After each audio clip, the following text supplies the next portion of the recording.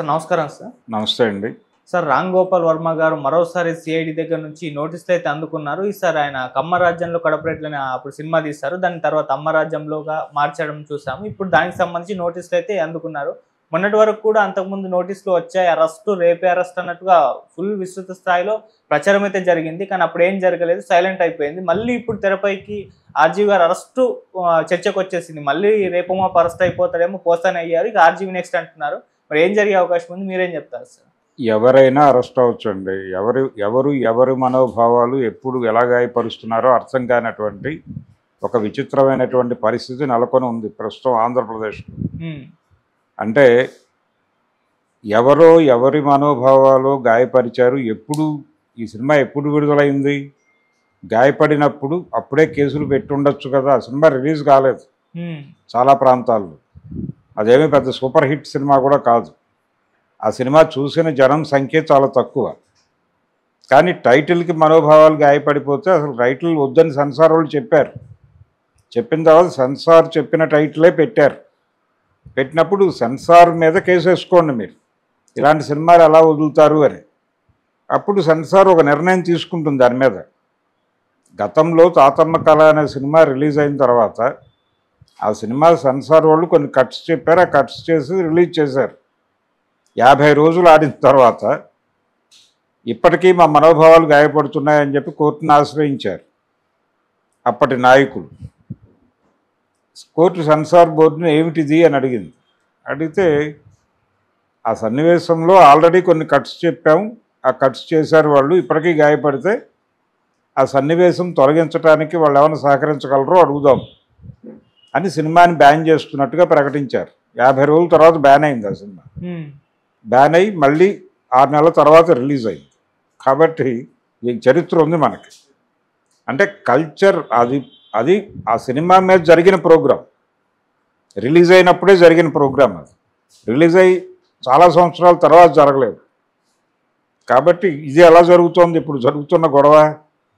వర్మగారి సినిమాలు గాయపరచడం అనేది, ఆయన సినిమాలు తీసినప్పటి నుంచి చాలామంది గాయపడ్డారు.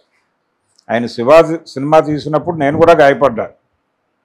అంటే ఆయన శివ సినిమాలో శివ అనే క్యారెక్టర్ని దేవినేని గాంధీ గారికి, నెహ్రూ గారికి, మురళి గారికి సింబల్గా మార్చి భవానీ అనే క్యారెక్టర్ వంగవీటి రంగాగా, రాధాగా మిక్స్ చేసి నడిపించే ప్రయత్నం చేశాడు. ఆయన కాన్షియస్గా వంగవీటి అని సినిమా తీశాడు, కానీ ఆయన మనసు అక్కడ ఉంది. ఆయన ఆత్మ దేవినేనితో ట్రావెల్ అవుతోంది. ఆయన వంగవీటి సినిమా తీస్తాడు. ఇది దాని మీద నాకు గాయపడింది, నా మనసు కూడా గాయపడింది. నేను వెళ్ళి కేసు పెట్టలేదుగా, ఆయన మీద క్రిటిసైజ్ చేశాను. అలా చేయటం తప్పు. ఆ రోజున జరిగినది మీకు అలా అర్థమై ఉండొచ్చు, కానీ జరిగింది ఇది. ఎందుకంటే ఆయన ఆ ఏరియా స్టూడెంట్, అక్కడ చదువుకున్నాడు. ఆయన ఇన్ఫ్లుయెన్స్ అయింది వాళ్ళతో.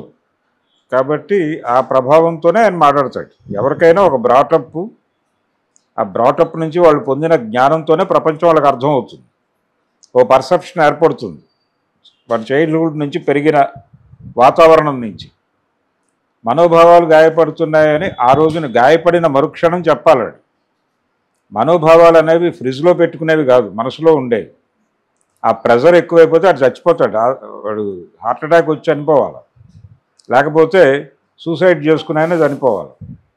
రెండోది, వీళ్ళందరూ ప్రైవేట్ కేసులు పెడుతున్నారు. ఈ ప్రైవేట్ కేసులు పెడితే జనరల్గా ఒక ప్రైవేట్ కేసు ఎవడైనా పోలీస్ స్టేషన్కి వెళ్ళి పెడితే ఇమ్మీడియట్ యాక్షన్ ఉండదు. వీడు 100 సార్లు తిరిగి ధర్నాలు చేస్తే తప్ప వాళ్ళు కేసులు తీసుకుని ముందుకు కదలరు, ప్రైవేట్ కేసులు. కానీ ఒక 7 ఏళ్ల క్రితం రిలీజ్ అయిన సినిమా నా మనోభావాలను అప్పుడు గాయపరిచింది, ఇప్పుడు కేసు పెట్టండి అని ఎవడో వెళ్ళి స్టేషన్లో కేసు పెడితే ఎందుకు కదులుతున్నారు పోలీసులు? ఎందుకు టకటకా నోటీసులు సర్వ్ చేసి పంపిస్తున్నారు? ఇది చూస్తేనే అర్థమవుతుందిగా డ్రామా అని. ఆ నీ మనోభావాలు గాయపడ్డాయి అని వీళ్ళు ఒక వ్యక్తికి చెప్పి, నీ గాయపడ్డ మనోభావాలు నువ్వు వాటి గురించి కాగితం మీద పెట్టి ఒక కంప్లైంట్ ఇవ్వు. నీ మనోభావాలు గాయపడటానికి కారణం రామ్ గోపాల్ వర్మ, లేకపోతే ఇంకొకళ్ళు పూసాని కృష్ణమురళి, లేకపోతే ఇంకొకళ్ళు. వీళ్ళందరూ నా మనోభావాలు గాయపరిచారు, అని నువ్వు కేసు పెట్టని చెబితే పెడుతున్నారు. ఇది స్కీమ్డ్ డిజైన్డ్ అనే విషయం స్పష్టంగా అర్థమవుతుంది. ఒక్కొక్కళ్ళ మీద 25 ఏరియాల నుంచి కేసులు పెట్టిస్తున్నారు. అంటే ఏమిటి దీని ఉద్దేశం? ఈ అన్ని ఏరియాలో మిమ్మల్ని తిప్పుతామని. మనోభావాలు గాయపడిన వాళ్ళు ఇంతకాలం బతికుండి కేసు పెట్టడం ఏమిటి అని అడగాలి కదా ఎవరైనా. రెండోది, ఈ మనోభావాలతో కేసులు పెట్టడమే కక్ష సాధింపు అనేది ప్రజలకు అర్థమయ్యేలా ఉంది. ప్రజలకు అర్థం కాకుండా కదా మీరు సౌజన్యమూర్తులుగా కదా ఉండాల్సింది. మీరు దుర్మార్గులుగా ప్రొజెక్ట్ అయిపోతున్నారు అనే విషయం వాళ్ళకి అర్థం కావట్లా ప్రభుత్వానికి. ఆయనేమో ప్రెజర్ ఉంది ఆయన మీద, సీఎం గారి మీద. ఆయన కట్టడి చేయలేని పరిస్థితిలో ఉన్నాడు. దాని పద్ధతిలో అది నడుస్తోంది. కాబట్టి ఇది ప్రమాదమే. ఇది కూటమి ప్రభుత్వానికి ప్రమాదం అనే విషయం కూటమిలో మిగిలిన భాగస్వాములైనా గుర్తించాలి. ఇప్పుడు దీన్ని అడ్డుకోవటానికి చేయవలసిన పని ఒకటి ఉంది. వీళ్ళకి ఎలాగైతే మెకానిజం ఉంది, నెట్వర్క్ ఉంది కాబట్టి వీళ్ళు ఇన్ని ఏరియాల నుంచి కేసులు పెడుతున్నారో, ప్రైవేట్ కంప్లైంట్స్ మీదే ఈ దాడులన్నీ జరుగుతున్నాయో, ఇప్పుడు వైసీపీ జగన్మోహన్ రెడ్డి గారు చేయవలసిన పని ఏంటంటే, తెలుగుదేశం పార్టీ నాయకులు జగన్ని టార్గెట్ చేస్తూ, భారతి గారిని టార్గెట్ చేస్తూ మాట్లాడిన మాటలు అన్నీ తీసుకొచ్చి ఒక చోట కుప్పపోసి, అలాగే వివిధ ప్రసార మాధ్యమాలలో వాళ్ళని అంటే భారతి గారిని, అలాగే జగన్మోహన్ రెడ్డిని, అవినాష్ రెడ్డిని, అలాగే వివేకానంద రెడ్డిని, షర్మిల గారిని, వీళ్ళందరినీ పాత్రలను చేసి సోషల్ మీడియాలో అనేక స్కిట్లు తీశారు. ఇవన్నీ కూడా మా మనోభావాలు గాయపరిచినాయని చెప్పి వైఎస్ఆర్సీపీ క్యాడర్తో ప్రతి ఊళ్ళోనూ కేసులు పెట్టించాలి. ఏది ఆ పాత్రల్లో నటించినటువంటి నటీనటుల మీద కూడా కేసులు పెట్టాలి.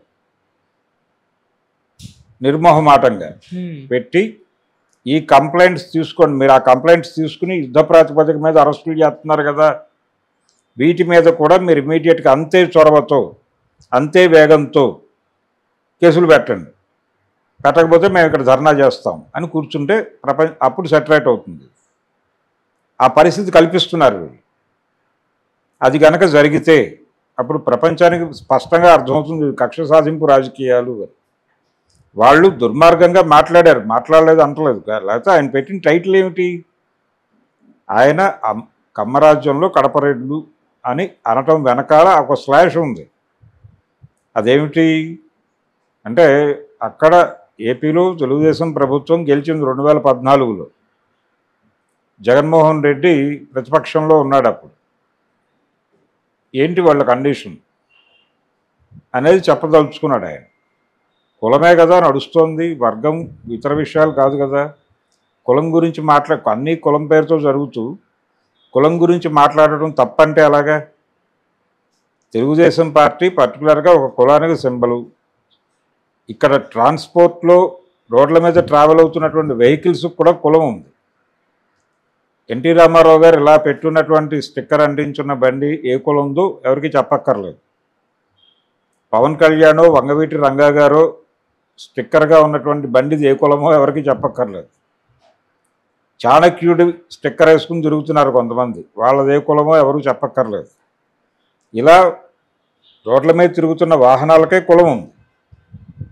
కులం అనేది మన సమాజంలో అదొక ఐడెంటిటీ ప్రోగ్రామ్గా నడుస్తోంది. కులం పేరుతో గ్రూపులు కడుతున్నారు, కులం పేరుతో పదవులు ఇచ్చే దగ్గర కూడా. ఇప్పుడు జనసేనకు సంబంధించిన గొడవ అదే కదా. ఇప్పుడు నాగబాబుని కనుక క్యాబినెట్లో తీసుకుంటే జనసేన నుంచి 3 బెర్తులు కాపులకు ఇచ్చినట్టు అవుతుంది. ఒక బెర్త్ కమ్మకి వెళ్ళింది మనోహర్కి, మిగిలిన 3 కాపులకే అవుతాయి. అంటే కాపుల డామినేషన్ క్యాబినెట్లో పెరిగిపోతే జనసేనలో ఉన్నటువంటి మిగిలిన కులాల పరిస్థితి ఏమిటి అనే ప్రశ్న ఉద్భవించిందిగా అక్కడ. అంటే క్యాస్ట్ నడుస్తోందనే కదా.